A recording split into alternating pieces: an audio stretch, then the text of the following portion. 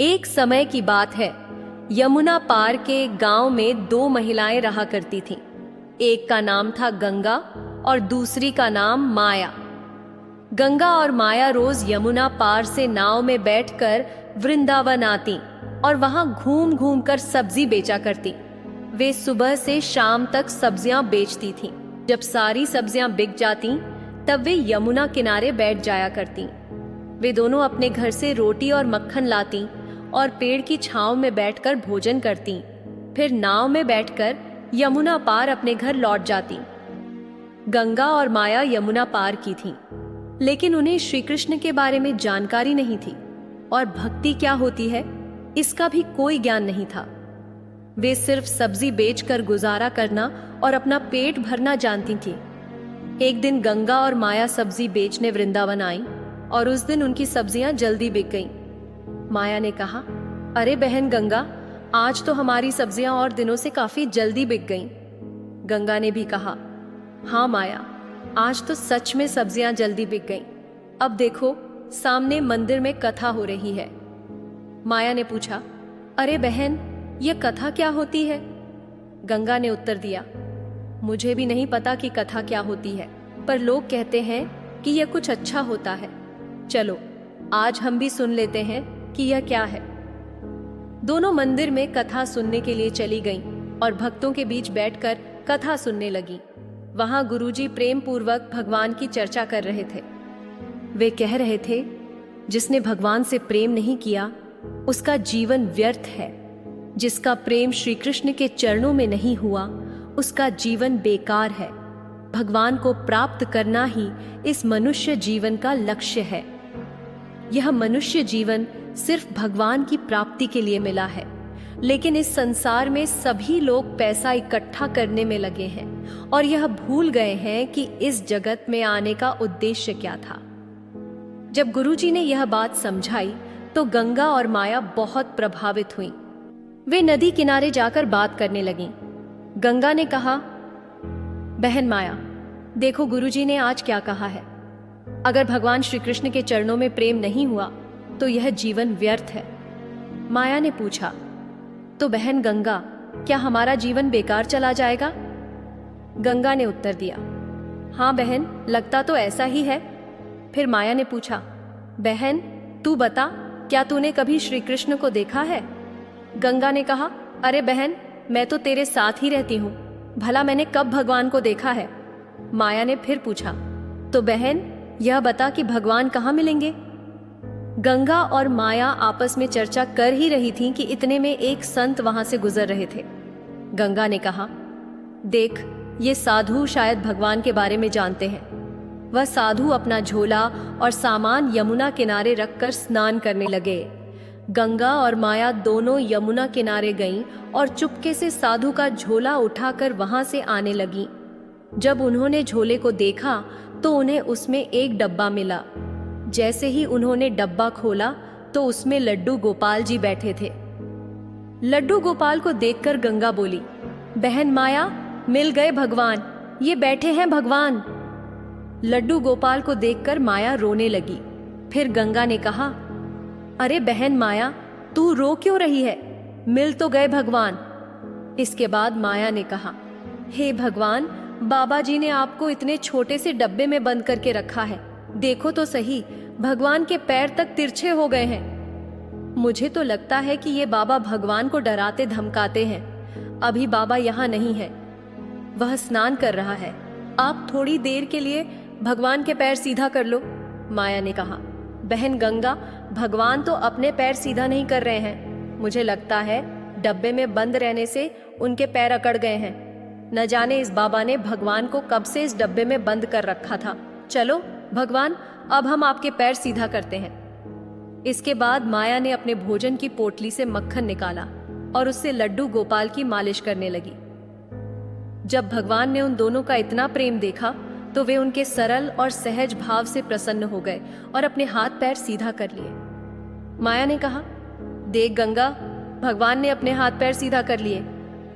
फिर माया ने कहा, बहन, ये बहुत भूखे भी होंगे, पता नहीं इस बाबा ने इन्हें खाना खिलाया भी है या नहीं।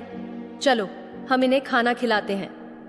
गंगा और माया अपने भोजन के लिए लाई हुई रोटी और मक्खन का भोग भगवान को लगाने लगी। इतने में साधु बाबा स्नान करके वहां आ गए। साधु को देखकर गंगा और माया वहां से भागने लगी।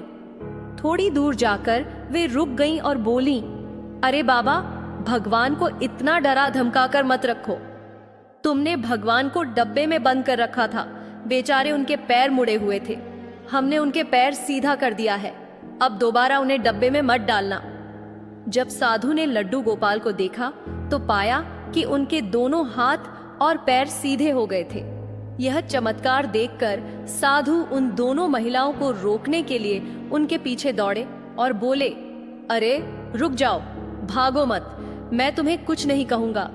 लेकिन गंगा और माया नहीं रुकी। उन्हें लगा कि साधु बाबा उन्हें पकड़कर मारेंगे। अगले दिन गंगा और माया फिर से सब्जी बेचने वृंदावन आई। उस दिन भी उनकी सब्जियां जल्दी बिक गईं। वे मंदिर में कथा सुनने के लिए चली गईं।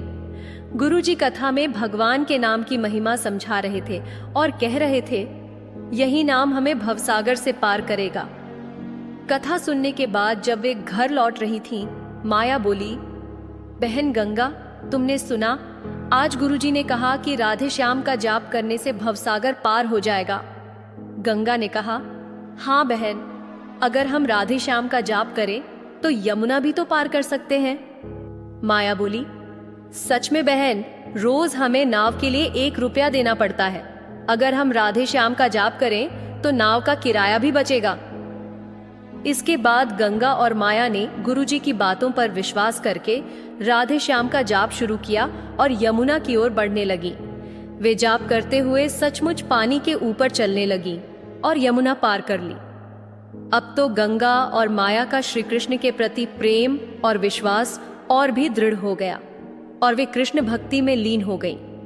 एक दिन गंगा ने कहा, बहन माया, हमने गुरुजी की कृपा से श्री कृष्ण की भक्ति पाई है और गुरुजी के कहने पर नाम जपते हुए यमुना पार की है। इससे हमारे बहुत पैसे भी बचे हैं। क्यों ना हम गुरुजी को घर बुलाकर भोजन कराएं?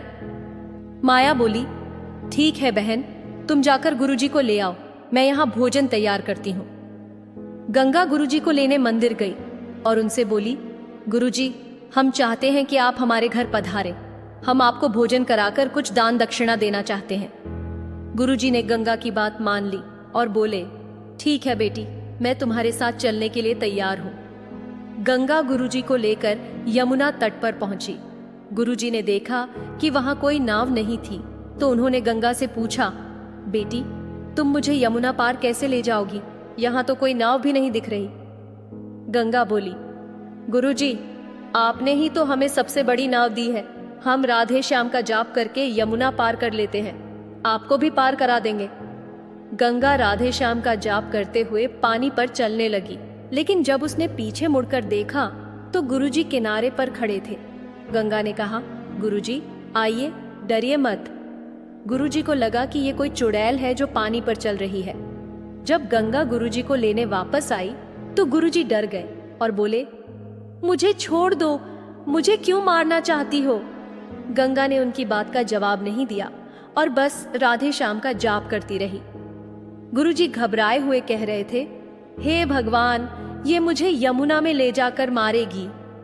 लेकिन गंगा गुरुजी को हाथ पकड़कर यमुना पार करवा लाई। गुरुजी कांपते हुए बोले, बेटी, तुम कौन हो? मुझे क्यों मारना चाहती हो? क्या मैंने तुम्हारा कुछ बिगाड़ा है?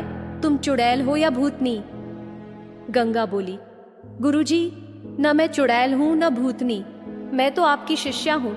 आपने ही तो हमें सिखाया था कि राधे श्याम का जाप करो, इससे भवसागर पार कर लोगे।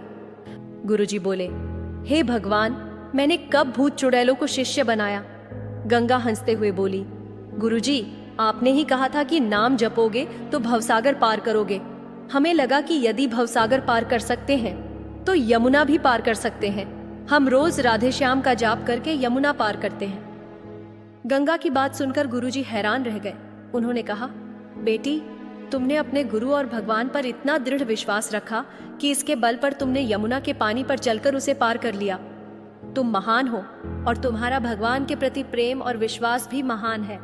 दोस्तों, अगर आपको यह कहानी अच्छी लगी हो तो लाइक करें, अपने दोस्तों के साथ शेयर करें और अगर आप नए हैं तो चैनल को सब्सक्राइब करें।